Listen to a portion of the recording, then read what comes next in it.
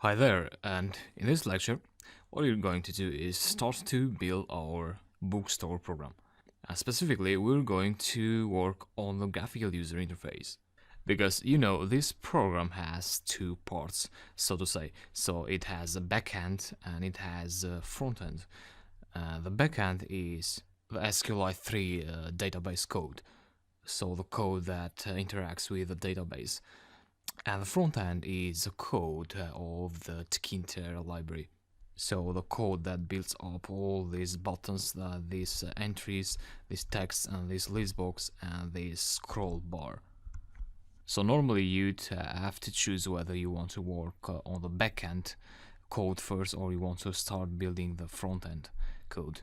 But first of all, though, the very first thing you want to do is actually to start defining some requirements. So you want to say what your program will do. So let's say you want your program to show a list of the current records.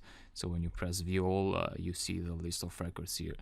And then you want your program to search a current entry, and then you want to add entry and update and select data, and then you want the program to close the window. So basically these are our requirements, and now you can choose to start writing the backend. So you could write a function that selects all the data from the database, and then you could return those data as text, so you can just print them out just for now if you want to write the backend first, because you don't have the front end, you don't have the graphical user interface built yet.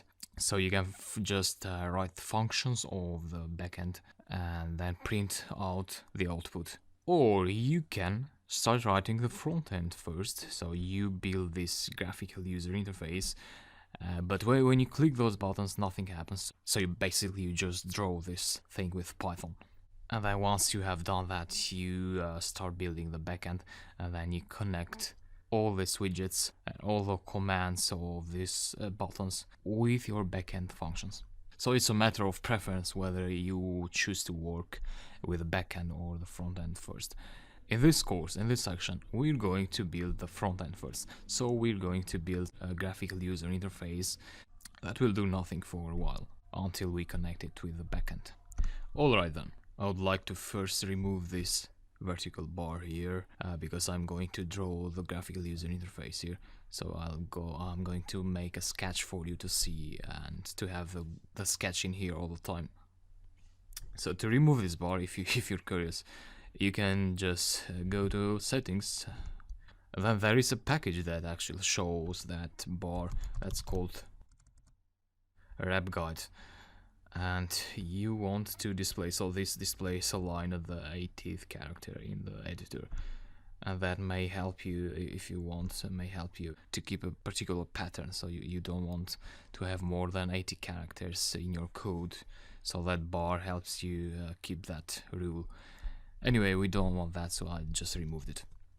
And I'm just going to write a few notes inside the docstring. So you know that a docstring is like a comment line.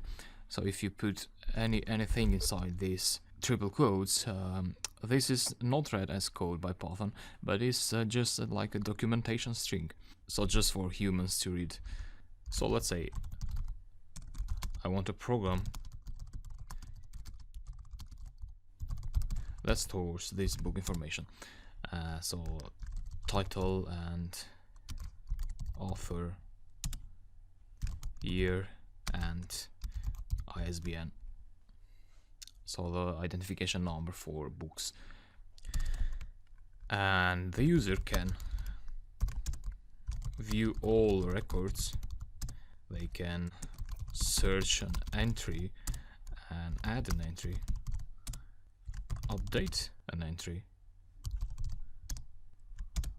delete, and they can close the program if they want.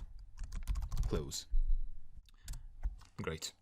So if you start thinking about that, now you'd want to have a graphical user interface that has all these buttons, so that the user can do these actions through some buttons. And then you think about how they can view records, and you know that Tkinter has the list box widget that allows you to display text as a list, so line by line. And then you want the user to search an entry, add an entry, update entry. so you need some entry widgets. And then of course you'd want some labels that can tell what each entry is about. So that would be a label widget. And you may also want a scroll bar so that your list is scrollable. So if there are many records, the user can scroll through them and they can see the records under the list. And so we've got a sketch. This of course requires some fantasy and maybe some experience with user interface designing. But it's very important that you have a sketch. So I'm going to keep this sketch on the screen while I code the program. Normally in real life you'd want to have a drawing, maybe on a real paper or just on a digital screen. But it's important to have it, and now that we have it, let's start building it in the next lecture.